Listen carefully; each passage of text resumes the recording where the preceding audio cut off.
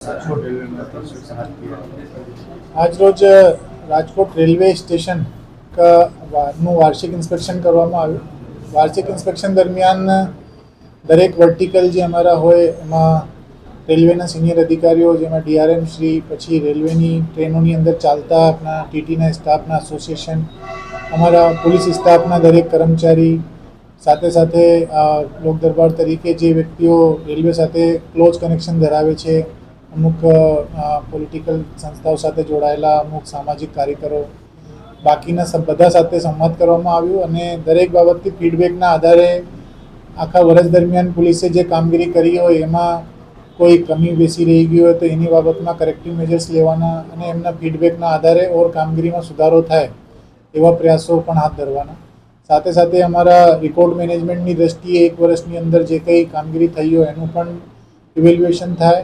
માળખાકીય બાબતોમાં શું સુધારા વધારા કરવાના હોય, ક્યાં સંકલન કરવાનું હોય એ બાબતમાં પણ ધ્યાન આપવામાં આવે અને પોલીસ કર્મચારીઓ સાથે સંવાદ કરીને એમને કામગીરી દરમિયાન કઈ કઈ બાબતોનું ધ્યાન રાખવાનું, એનું ઇન્સ્પેક્શન કરીને એમની ફિટનેસ બાબતમાં પણ ધ્યાન આપવાનું.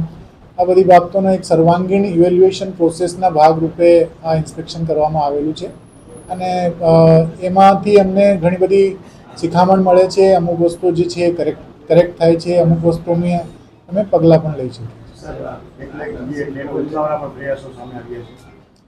એ ખરેખર જે બનાવો બને છે એમાં થોડાક દિવસો પહેલાં પણ આપણે જોયું છે, બોટાદ જિલ્લાની હદમાં કુંડલી રેલવે સ્ટેશન છે, ત્યાં એક બનાવ એવું બનેલું હતું અને સારી એવી કામગીરીના દ્રષ્ટિએ એ ડિટેક્ટ પણ થયું લોકલ પોલીસના મારફતે. આપના મારફતે હું એટલું કહેવા માગું છું કે આ પ્રકારના જે બનાવ છે એ ગંભીર બનાવોની કેટેગરીમાં ગણવામાં આવે છે. એમાં રાષ્ટ્રીય સંપત્તિને નુકસાન પહોંચાડવાના ગંભીર ગુનાઓની કેટેગરીમાં ગણવાથી જે વ્યક્તિઓ આવા કાર્યોમાં સંડોવાય એ લોકોને બહુ આકરી સજા કરવામાં આવે છે.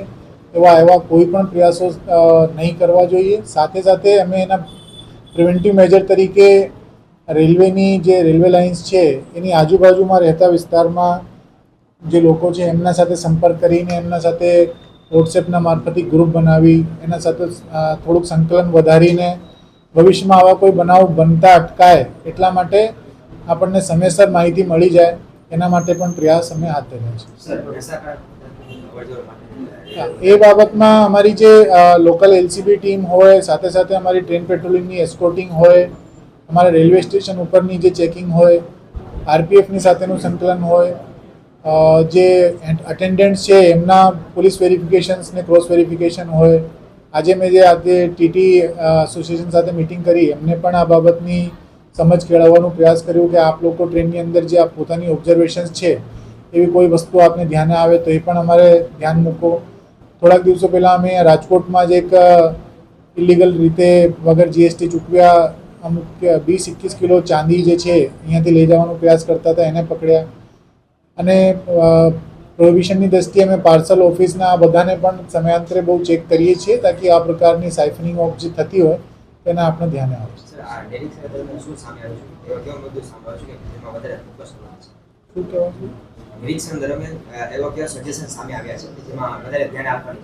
એમાં અમુક બાબતો માળખાકીય બાબત છે, જે માળખાકીય બાબતમાં અમારે અવસંરચનાત્મક સુધારા શું કરવાના છે, કેમ કે જે રીતેના વર્ક એમ્બિયન્સમાં અમે કામ કરીએ એને ઓર વધારે પડતું અપલિફ્ટ કરવાની જરૂર છે.